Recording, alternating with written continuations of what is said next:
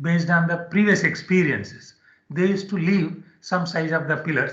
And what happens with the time, then when there is some deterioration, right? And then at that time when it was formed, that was strong enough and that has strength of some X. And with time, after 5 years, after 10 years, after 15 years, suppose that is a barrier or some place where they were left some stooks or whatever, in the whether it is a yield pillar technique, whether it is a wide stall mining, whether it is some other method of mining in between the long wall panels, the barriers left in between. It can be any pillars which is serving the purpose of offering the resistance to the roof. In that case, its behavior changes due to time dependent behavior. What is the meaning of this? With time, there will be some deterioration because of water, some type of weathering, whatever the factors. Then the strength X may become X minus some delta X, right? So that caused a lot of problems when at the time of design or when at the time of closure of the mines, then they kept that size X of the pillar which has safety factor 2 or more, ensuring that that may be stable, that will not disturb the surface features. In that case, what happened, whether it is in the Raniganj coalfield, Jeria coalfield, some other, so many places, after closure of the mines and everything was over, but after 20 years, 15 years, there were a lot of cracks developed on the surface. And then subsidence took place where people could not even estimate before, or even they could not understand why it was happening, right? But later it was understood that because of this time dependent strain or the time dependent behavior of this rock mass, then the load remains same. That means that is there at 100-meter depth, 200-meter depth, whatever it is, but the strain goes on increasing with the time. That is what is a time dependent strain. Means you will be learning more, my beloved students, in subsequent classes in semesters also, on whether rock mechanics, geomechanics and other ground control issues. So to take care of this, what is supposed to be done?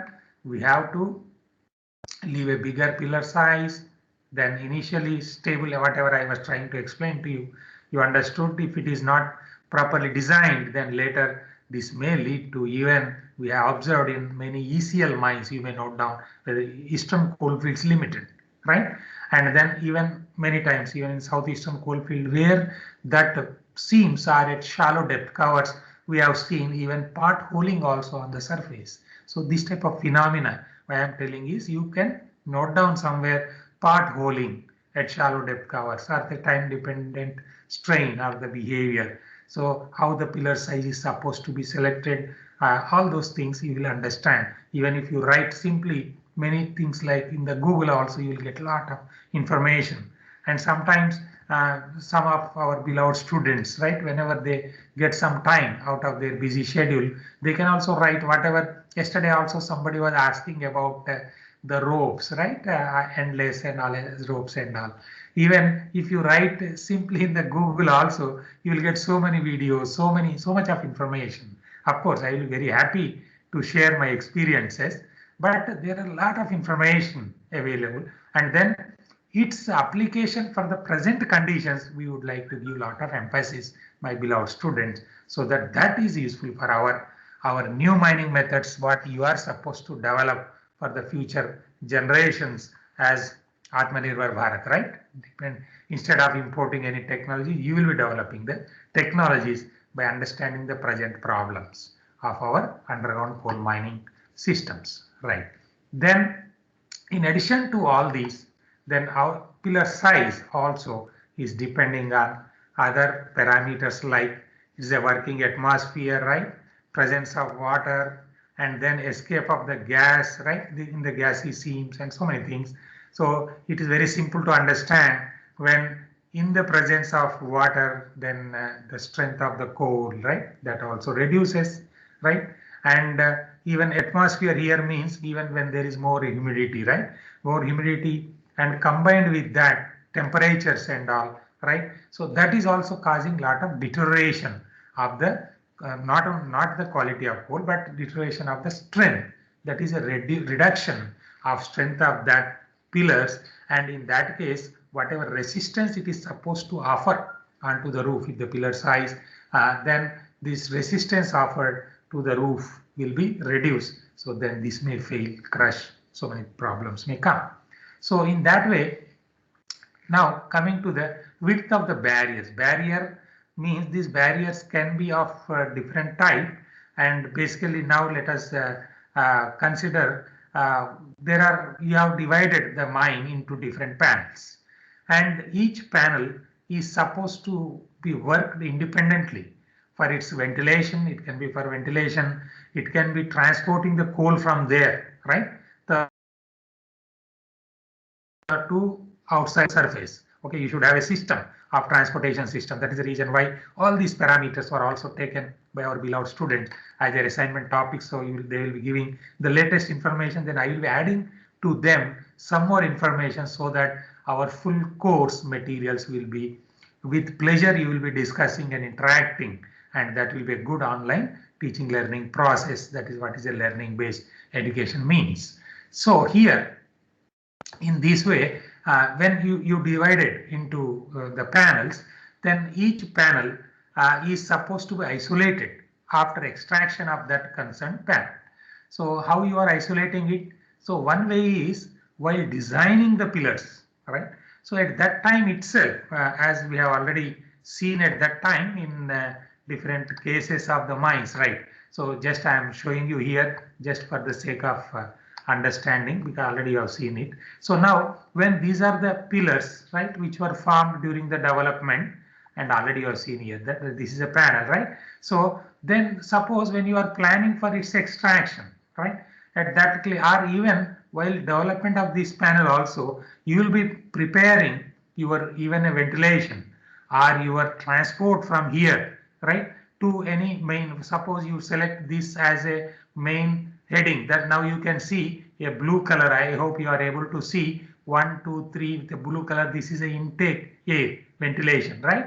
And then this red is a return air. Okay, so you will be providing even the ventilation, transport system, every system independently for each panel, for this panel, and when this panel is completed, then you need not provide. Suppose if this panel is extracted, for example, then you will be isolating this panel by isolation stopping, so that even no air should also enter into that, so that no oxygen supply will be there to that. So this is the way how we decide, right?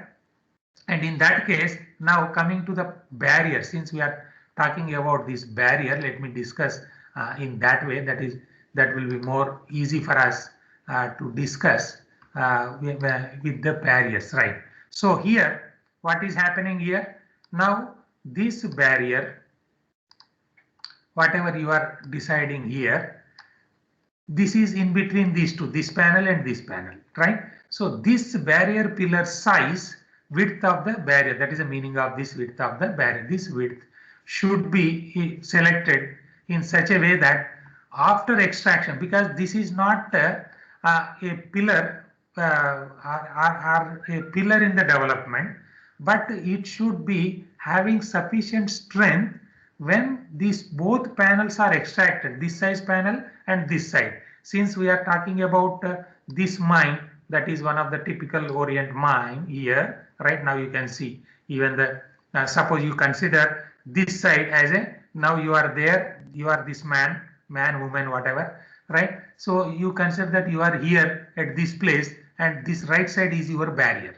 It is very simple to understand, right? This barrier width should be in such a way that now you try to understand the difference of the pillar size when it is developed in the process of development, right? At that time, there are adjacent pillars to take load on both sides, this side and that side, right? On the gallery. But when it is extracted, now you are there at this place, right? Here you are here. Then you will be extracting all these pillars. So this side, this will become GOF. So now you just imagine you are extracted this panel. Of course, in the mine, Orient mine, whatever I am showing you, where we are doing investigations at present, and our our madam, PhD scholar, and our Rishabh, and including Abhishek, they are all doing wonderful work for their BTech, MTech, and PhD projects also in the designs of these. That's why we have all the information. So depending on your interest, of course, we can discuss more and more. You just imagine you are here. Then when these are extracted, then there will be what happens to the load coming on these pillars. So nothing can be created or nothing can be destroyed, right? So that means what? This load bearing pillars, when it is extracted, then these pillars, when it is extracted, then this load which was taken care by this pillar, now it will be transferred onto the barriers. That you should understand now. Okay? Are you able to see this, my beloved students? You should respond to me. Very nice. So where are you now, Yogita madam? You are standing here, right? In 122 South Level District. You are there here. Could you imagine yourself? Right. So now some X load is coming on this pillar, right? And whatever width is there as a pillar during development may not be sufficient, right? So it may require even more width so that when these pillars are, this becomes the go, this place, when this becomes the go, this load is also partly transferred onto the barrier. So that is the meaning of this, what I wanted to show you, my beloved students. I hope you understood it. So in that way, the width of the barrier is supposed to be designed. That's why pillar design formula is different and barrier design formula is different, where that GOF pressures, extra load is also supposed to be taken. You note down somewhere, my beloved students, some Wilson's formula or some other, of course, from the modeling, when you are simulating the geometry, automatically it is taking care, right? Otherwise, when there are some type of people try to give some empirical models, right, or analytical model, where they consider different aspects, right? One of that is a Wilson formula, some Benavsky formulas, so many things are there, right? You can see that. Then, of course, those things you will be learning in your third year or in the subsequent semesters. So this barrier is at the periphery of the panel, and as I told you, it should take the load coming on it, which primarily depends on the strength of the barrier coal and of course on the overlying strata. This is simple to understand. Suppose this is there at 100-meter depth cover, or if the same pillar is there at 200 meter or at 400 meter, 500 meter, then that barrier pillars itself you are supposed to design in such a way, and lot of and in that case also you please note down at this time itself, so that it will become easy for you later when we discuss more, when we go in depth, right? More than 1 kilometer, 600, 700, so many things. There are also yield pillar techniques, right? So they used to have, along with a barrier, one pillar, right? It is not one pillar. You used to have another small size pillar, so that when load comes onto these both, these small size pillars will yield. That's why they used to call it as a yield pillar techniques, right? That is yield pillar adjacent to the GOF that will yield and offer less load to the subsequent pillars. So in that way, they used to increase the resistance in the barrier pillars, right? So there are different designs. There also you can note down once again, stress relief techniques were also used when you go more in depth, so that when persons are working, right, and that places at where that gallery you are working, adjacent gallery also used to call as a sacrificial gallery. You note down S-A S-A-C-R-I-F-I-C-A-L, sacrificial gallery with a small size pillar. This is the way how barriers were also designed, and that's basically used for long wall mining in very high depth covers, right, with these sacrificial galleries, yield pillars, right, adjacent to the barrier pillars. This is the way how it is designed. And then ultimately when you see that width of the barrier with the yield pillar and main pillar, that is the way how people used to design. Then with increased softness of this coal or depth, you can understand easily width of the barrier also should be more. Then usually width of barrier is kept same as width of the pillars. And basically, whenever we design and whatever is given provided in that regulations of coal mines